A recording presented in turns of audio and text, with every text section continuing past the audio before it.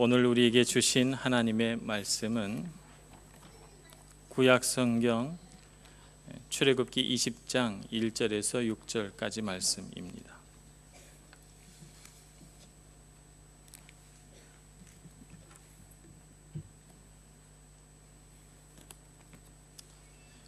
구약성경 112쪽 출애굽기 20장 1절에서 6절까지 말씀을 봉독하겠습니다. 하나님이 이 모든 말씀으로 말씀하여 이르시되 나는 너를 애굽 땅 종되었던 집에서 인도하여 낸 내 하나님 여호와니라. 너는 나 외에는 다른 신을 내게 두지 말라.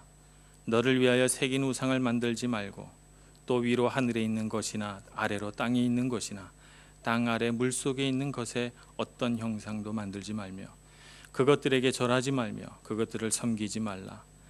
나 내 하나님 여호와는 질투하는 하나님인즉 나를 미워하는 자의 죄를 갚되 아버지로부터 아들에게로 3, 4대까지 이르게 하거니와 나를 사랑하고 내 계명을 지키는 자에게는 1000대까지 은혜를 베푸느니라.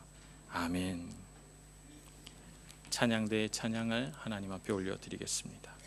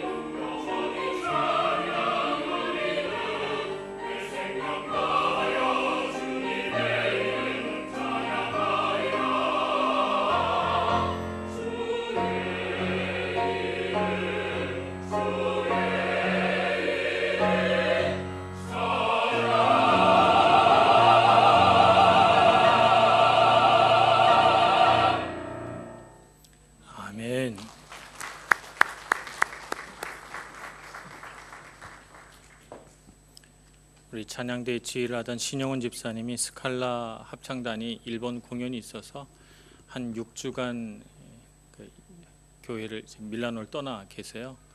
그래서 한 6주 정도 총무로 수고하는 우리 부주의자 장지연 집사가 이제 지휘를 하게 됩니다.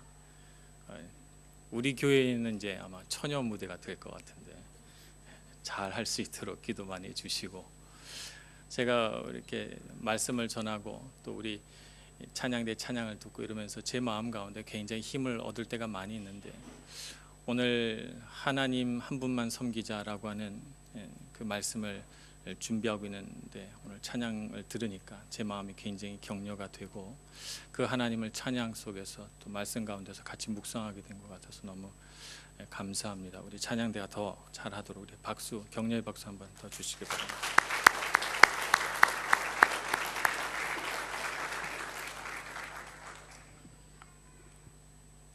성경은 저마다 그 안에 내포되어 있는 하나님의 뜻이 있습니다. 그래서 창세기면 창세기, 출애굽기면 출애굽기, 마태복음이면 마태복음, 저마다 그 책 속에 어떤 한 가지 주제들이 있기 마련입니다. 더군다나 출애굽기는 애굽 땅에서 탈출한 이스라엘 백성들이 길을 가서 결국 어느 장소에 도착하는 이야기 아니겠습니까? 그러니까 출애굽기는 분명히 목표가 있습니다.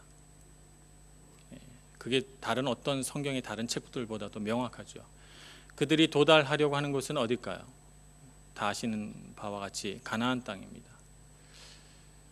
사람들이 도달하고자 원하는 곳은 가나안 땅인데요, 하나님도 이스라엘 백성들이 가나안 땅에 도달하는 것이 하나님의 목표인가 조금 다를 것 같아요. 왜냐하면 정말 하나님이 이스라엘 백성들을 인도해서 가나안 땅에 도착하는 것이 이 출애굽기의 목표라면 그저 한 2주나 한 달이면 갈 수 있는 그 길을 왜 40년 동안 이렇게 빙빙 돌게 하셨겠어요? 그죠? 그러니까 하나님의 목표는 가나안 땅에 도달하는 것이 아니라는 것입니다. 그것보다는 뭔가 40년 동안 이스라엘 백성들을 광야 생활을 하게 하면서 뭔가 하나님 나름대로 목표한 것이 있을 거라는 짐작을 하게 됩니다. 그것이 무엇일까?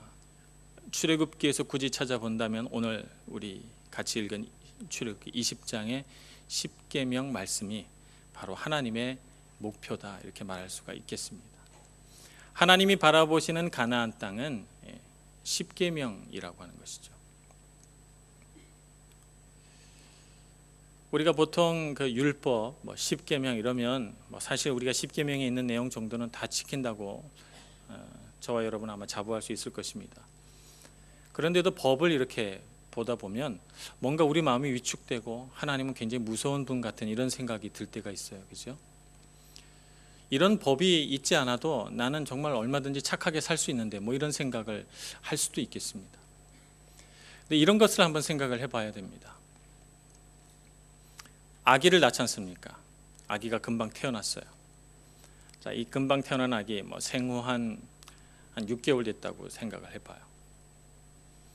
아이를 의자에다 앉혀놓고, 자, 오늘은 윤리 시간이다.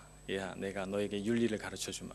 그래서 여러 가지 윤리에 대한 걸 가르치고, 아이가 이제 떼를 쓰고 울면 너 아주 버릇이 나쁘구나. 내가 너의 버릇을 고쳐주마. 이렇게 한다든지. 그렇게 갓난아기를 대하지 않잖아요. 그죠? 아이는 말을 알아듣지 못하고요, 부모와의 의사소통이 서툴러요. 이 아이가 생각하는 것은 내가 불편하지 않았으면 좋겠다라고 하는 거죠. 그래서 기저귀가 젖으면 울어요. 배가 고프면 울어요. 추우면 울어요. 더우면 울어요. 그죠? 그래서 울었을 때 부모가 빨리 달려와서 자기의 불편한 것, 기저귀를 갈아주고 배가 고프면 젖을 먹여주고, 그렇게 해줌으로써 그 아이는 무엇을 공부하고 배우게 되는가 하면, 아, 누군가 나를 사랑하는구나, 나를 보살펴 주는구나, 내가 어떤 신호를 보내면 그 신호에 응답이 있구나, 고로 나 바깥에 있는 세상은 안전한 곳이구나. 그래서 부모와 유대감과 사랑, 신뢰 이런 것들을 언어라고 하는 것을 배우기 이전부터 이 갓난아기들이 배우게 되는 것입니다. 사람이 살아가면서 이때에 부모에게 적절하게 양육을 받지 못하면 그런 사람에 대한 신뢰, 사람과의 유대감, 친밀감 이런 것들을 얻지 못한 아이가 돼버리죠. 그런데 그 아이가 좀 자라났어요. 우리 여기 앉아있는 우리 아이들처럼 초등학생 정도가 됐다고 생각을 해봅시다. 초등학교에 들어갔습니다. 자, 이 아이들에게 필요한 건 뭘까요? 법이죠. 법을 가르쳐야 됩니다. 밥 먹는 법, 젓가락질 하는 법, 여기서는 포크와 나이프를 사용하는 법, 이런 것들을 가르쳐 줘야 합니다. 어른에게 말하는 법, 공손하게 행동하는 법, 학교에서는 어떻게 공부해야 되는지, 이런 법들을 가르쳐야 되죠. 그래야만 이 아이들이 자기 삶의 기준을 세울 수가 있습니다. 그런데 그런 기준을 배우지 못하고 자라난다면 이 아이들은 어떻게 될까요? 어른이 됐을 때 어떤 상황 가운데 들어가면 자기 안에 기준이 없으니까 자기 소견에 옳은 대로 하게 돼요. 자기 소견에 옳은 대로 하게 되면 사람들과 부딪히는 일이 생기겠죠. 그러면 이 아이들은 당황해하고 혼란스러워하고 자기 자신에 대해서 자신 없어 하게 됩니다. 자존감이 낮아지죠. 이런 아이들은 세상 속에서 올바른 삶을 살아가기가 쉽지 않습니다. 많은 것을 배워야 합니다. 그러나 어린이 시절에 부모로부터 어떻게 하는 것이 올바른가 하는 법을 잘 배운 아이들은 자기 안에 기준이 있습니다. 기준이 있으니까 어떤 상황에 들어갔을 때 당황하거나 놀라거나 두려워하지 않고 그것을 가지고 효과적으로 의사소통을 하고 관계를 만들어 갈 수 있어요. 그러니 법이 얼마나 중요합니까? 부모는 그 법을 가르치기 위해서 때로는 야단도 치고 때로는 혼을 내기도 하고 벌을 주기도 합니다. 때로는 칭찬도 하지만 말입니다. 그런 것들을 경험하게 될 때 혼이 나고 정말 벌을 받게 될 때 아이들은 부모님이 날 사랑하지 않나 이렇게 생각할 수도 있어요. 그러나 부모의 마음은 어떻습니까? 정말 사랑하기 때문에 법을 가르치는 것이죠. 그것이 이 아이에게 얼마나 필요한지를 알고 있기 때문에 법을 가르칩니다. 설령 그 아이들이 그 순간에는 눈물을 흘리더라도. 하나님께서 왜 율법을 주셨을까요? 이 딱딱하고 재미없고 불편한 이 법이라고 하는 굴레를 우리에게 짐지어 주지 않았더라면 그래도 우리는 얼마나 하나님을 아름답게 섬겨갈 수 있을 텐데, 이런 것들을 자꾸 얘기하고 뭔 하지 말라, 무엇은 하지 마라, 어떤 것은 해라, 이런 잔소리를 하나님은 늘어놓으시는 걸까요? 우리가 우리 안에 기준을 가지고 건강하고 아름답게 살기를 원하시는 하나님 아버지의 사랑입니다. 그 사랑을 우리 십계명 안에서 느낄 수 있기를 소원합니다. 하나님 그런 마음으로 십계명을 주셨는데, 그래서 오늘 십계명에 보면 십계명이 나 위에 다른 신을 두지 말라라고 하는 말씀 전에 한 말씀이 더 등장합니다. 20장 2절 말씀을 보겠습니다. 나는 너를 애굽 땅 종되었던 집에서 인도하여 낸 내 하나님 여호와니라. 이 말씀이 2절 말씀입니다. 사실 유대교에서는 이 말씀을 1계명으로 생각하고 있습니다. 우리 기독교하고 가톨릭에서는 그 다음 3절부터가 1계명으로 생각하지만 말입니다. 나는 여호와 하나님이다. 이 말씀 안에 하나님은 두 가지를 얘기하고 있어요. 첫째는 나는 너를 애굽 땅 종되었던 곳에서 인도하여 낸, 탈출시킨 하나님이라는 거죠. 하나님은 어떤 분이신가 하면 하나님의 백성이 고통당하고 묶여있고 노예생활하는 걸 싫어하시는 하나님이시라는 거죠. 그래서 그 하나님 백성에게 자유와 해방을 주신 하나님. 그러니까 이 말씀을 하시는 뜻은 내가 너희에게 율법을 주고 이런 여러 가지 것들을 금지시킨 이유는 너희들을 다시 묶어서 내 노예로 삼으려는 게 아니야 라고 하는 것을 말씀하고 있는 것입니다. 애굽 땅에서 탈출시킨 자유와 해방의 하나님이기 때문에 너희들이 다시는 죄의 종노릇하지 않게 하도록 하려고 법을 주는 거야 라고 말씀하고 있는 것이지요. 그것이 이 말씀을 하신 첫 번째 뜻입니다. 두 번째는 인도하시는 하나님이시라는 것이죠. 인도하시는 하나님, 굶주리게 되면 먹을 것을 주시고 길을 잃으면 방향을 구름 기둥으로 불 기둥으로 가르쳐 주시고 목이 마르면 다시 물을 먹여 주시고 길이 막히면 뚫어 주시고 어려움이 생기면 그 어려움을 해결해 주시고 전쟁이 일어나면 승리를 주시는 하나님, 그래서 이스라엘 백성을 인도해 가시는 하나님을 오늘 이 말씀 가운데서 보여주십니다. 이 하나님은 그냥 우리 머릿속에 있는 하나님이 아니지요. 그 하나님은 이스라엘 백성들이 애굽 땅에서 탈출하여 가는 그 길 내내 함께 하셨던 하나님, 기적을 일으키시고 돌보셔서 경험할 수 있는 하나님이죠. 많은 사람들이 하나님을 이런 경험할 수 있는 하나님이라고 생각하지를 못합니다. 그냥 뭐라 그럴까요? 종교 교육이라고 그럴까요? 가정 안의 종교 교육, 혹은 학교에서의 종교 교육, 혹은 교회에서의 종교 교육을 통해서 뭐라 그럴까요? 그냥 하나님은 있다고, 하나님은 잘 믿어야 된다고 이렇게 세뇌당하는 것 같은 느낌을 받습니다. 우리 청소년부 학생들은 아마 청소년기를 지나면서 정말 하나님이 살아계실까? 뭐 이런 생각들을 많이 할 것 같아요. 왜냐하면 피부로 느껴지지 않기 때문이죠. 그런데 오늘 출애굽기 20장 2절 말씀에서 하나님은 이스라엘 백성들에게 어떤 하나님이시지요? 분명하게 경험된 하나님이십니다. 그들의 삶 가운데 분명하게 역사해서 그들이 눈으로 보고 귀로 듣고 피부로 느꼈던 그런 하나님이시죠. 그 하나님이 말씀하고 있는 것입니다. 오늘 우리도 우리 지식 속에 있는 하나님이 아니라, 책 속에 있는 하나님이 아니라 우리 삶 가운데 나를 인도하시고 나와 함께 하시고 나의 삶 가운데 기적을 베푸시고 놀라운 역사를 일으켜 가시는 하나님으로 경험해야 합니다. 정말 그렇게 되시기를 축복합니다. 저는 모태신앙으로 이 세상에 태어났습니다. 아버지 쪽으로는 제가 3대째, 어머니 쪽으로는 4대째 이렇게 믿는 가정에서 태어나서 제 기억 속에 아무리 기억할 수 있는 가장 최고로 가장 옛날로 거슬러 올라가도 저는 교회에 다니고 있었어요. 태어나자마자 저는 세례를 받고 세례명을 받아서 세례명이 제 이름이 됐잖아요. 그래서 저는 하나님이 안 계시다는 사실을 상상조차 할 수 없었고, 기도라고 하는 것을 누가 가르쳐 주지 않았지만 자연스럽게 기도를 할 수 있게 됐고, 주일날 교회를 가지 않으면 뭔가 좀 이상한, 뭔가 이렇게 내가 잘못하고 있는 듯한 이런 느낌 때문에 무슨 일이 있어도, 심지어는 제가 아파서 쓰러지는 한이 있어도 교회 가서 예배는 드리고 와서 아팠어요. 그런데 말이죠, 제가 하나님을 몰랐어요. 왜냐하면 그 하나님은 부모님이 가르쳐 주신 하나님, 교회에서 목사님이 가르쳐 주신 하나님, 선생님이 가르쳐 주신 하나님이지 내가 경험한 하나님은 아니었습니다. 제가 23살 어간에 처음 하나님을 인격적으로 만났을 때 저는 그것을 인격적으로 만난 순간이라고 이렇게 말합니다.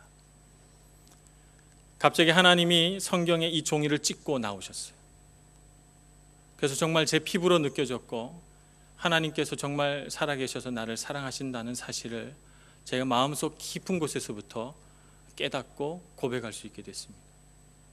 그제서야 비로소 하나님은 제 지식이라고 하는 정말 추상적인 사고 안에 갇혀있던 그 하나님이 살아계신 하나님으로 갑자기 나타나셔서 제가 얼마나 두렵고 떨렸는지 모릅니다. 인격적으로 주님을 만나는 순간이 필요합니다. 우리의 삶 가운데 인격적으로 주님을 만나지 못하면 성경에 나온 말씀들이 우리 삶 가운데 아무 능력이 없게 됩니다. 그러니 여러분, 지식으로 하나님을 만나지 마시기 바랍니다.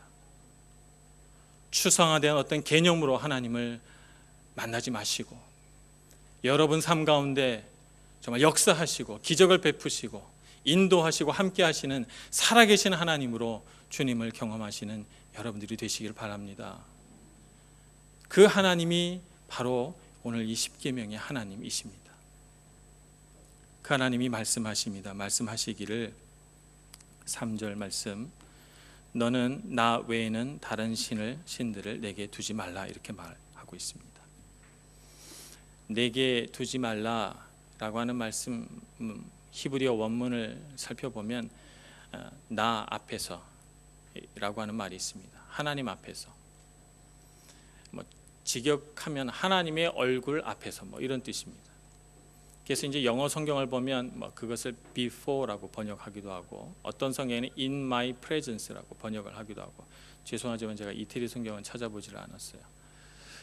비슷하게 기록이 되어 있을 것입니다. 앞에서, 그 말은 곧 하나님의 임재, 하나님의 현존 가운데에서 다른 신을 섬기지 말라는 거예요. 그러니까 하나님을 섬기면서 동시에 다른 신을 섬기지 말라는 것입니다. 하나님이 있다고 생각하면서 하나님 외에 또 다른 신도 능력이 있다고 믿는 이런 어리석은 신앙을 갖지 말라는 것이죠. 여호수아서 24장 14절 15절 말씀을 같이 한번 보기를 원합니다. 구약성경 358쪽 여호수아서 24장 14절 15절. 여호수아가 나이가 110세가 됐을 때입니다. 그가 나이가 많아서 이제 죽게 됐습니다. 그래서 이스라엘 백성 가운데 마지막 설교를 하게 되어 고별 설교가 기록되어 있는 곳입니다. 모세의 뒤를 이어서 이스라엘의 지도자가 된 여호수아는 정말 꿈에 그리던 가나안 땅에 이스라엘 백성들을 데리고 들어왔죠. 그래서 정말 하나님의 인도하심 가운데 그 땅을 정복하고 이스라엘 12지파에게 각각 떼어서 땅을 분배했습니다. 그래서 그곳에서 살았죠. 이스라엘 백성들이 어떤 사람들입니까? 광야에서 무려 40년 동안이나 훈련받은 하나님의 백성 아닙니까? 그러면 그 땅 가운데 들어오면 정말 믿음이 견고하고 흔들림이 없고 다른 어떤 우상도 쳐다보지 말아야 하는데, 유감스럽게도 그들 삶 가운데 우상들이 들어와 그들이 하나님 앞에 예배드린 그 자리에서 죄를 치워내고 우상에게 다시 제사를 지내며, 자식이 태어나면 그 자식에게 수호신이라고 하는 이름으로 목상을 깎아서 그 지방의 우상을 선물하는 그런 풍토가 생기기 시작했습니다. 그들에게 세 종류의 신이 있었습니다. 조상 때부터 메소포타미아 지역에서 가져온 신 바알이라고 하는 신이 있었습니다. 그들이 그 땅에 살면서 그 땅 백성에게서 보고 듣고 배운 신이 있습니다. 아세라 신이라고 합니다. 그들이 애굽 땅에서부터 가져온 신이 있습니다. 태양신입니다. 별신입니다. 달신입니다. 이런 것들을 가져왔습니다. 요단강 동편의 사막 지역에서 우거하던 모압과 암몬 족속으로부터도 신을 수입했습니다. 몰록이라고 하는 신, 암몬이라고 하는 신을 수입해서 그들이 섬겼습니다. 이제 곧 하나님 앞에 가게 될 여호수아가 이런 이스라엘의 형편을 바라보면서 어떤 마음이었을까요? 우리 14절, 15절 봉독을 하겠습니다. 제가 14절을 읽고 여러분이 15절을 봉독해 주시면 감사하겠습니다. 그러므로 이제는 여호와를 경외하며 온전함과 진실함으로 그를 섬기라. 너희의 조상들이 강 저쪽과 애굽에서 섬기던 신들을 치워버리고 여호와만 섬기라. 만일 여호와를 섬기는 것이 너희에게 좋지 않게 보이거든 너희 조상들이 강 저쪽에서 섬기던 신들이든지 또는 너희가 거주하는 땅에 있는 아모리 족속의 신들이든지 너희가 섬길 자를 오늘 택하라. 오직 나와 내 집은 여호와를 섬기겠노라 하니. 아멘. 무슨 말입니까? 자, 이제 너희들은 결정하고 선택하라는 것이죠. 하나님도 섬기고 우상도 섬기고 이런 삶을 떠나서 하나님을 섬기든지 하나님만 섬기든지 우상만 섬기든지 선택하고 결정하라. 너희들이 어떻게 선택하고 결정하든 나와 내 집은 여호와만 섬기겠노라. 이렇게 선포하고 있는 것이죠. 그 시대에는 우상이 많았습니다. 그 시대에는 정말 많은 우상들이 있었습니다. 근데 지금은 우상이 없잖아요. 그죠? 지금은 우상이 없습니다. 그러면 이 성경의 말씀은 우리에게는 별로 현실적으로 다가오지 않는 캐캐묵은 그런 말씀일까요? 문화적으로 너무나도 거리가 있는 말씀일까요?